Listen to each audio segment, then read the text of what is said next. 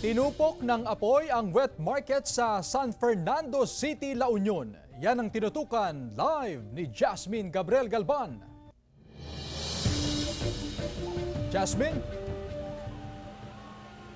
Chris, more than 15 hours nang nakalipas simula nang sumiklab ang sunog dito sa wet market ng San Fernando City, La Union. Pero hanggang sa ngayon, tuloy-tuloy pa rin yung firefighting ng Bureau of Fire Protection.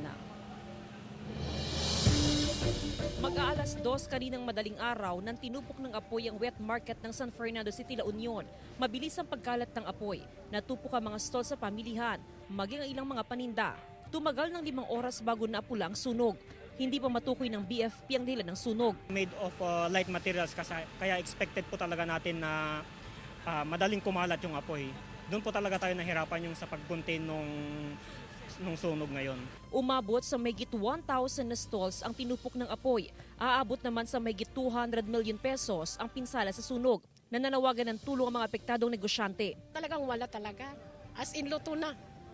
Talagang as in sunog talaga. Masakit talaga, ma'am, kasi bagong darating lang yung mga paninda namin, yan lang ang inaasahan namin. Ay, parang hindi ko alam.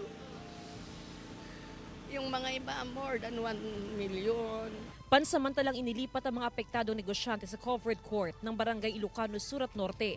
Pinag-aaralan ng lokal na pamahalaan na isailalim sa state of calamity ang lungsod. And kung anong eksaktong extent ng calamity, kasi I think sa Baguio, di ba, nasunugan din po sila doon.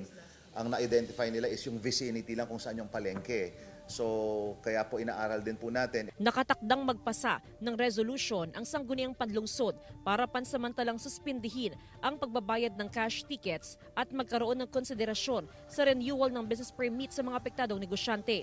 Tiniyak din ng lokal na pamahalaan ang suportang ibibigay sa mga apektadong negosyante.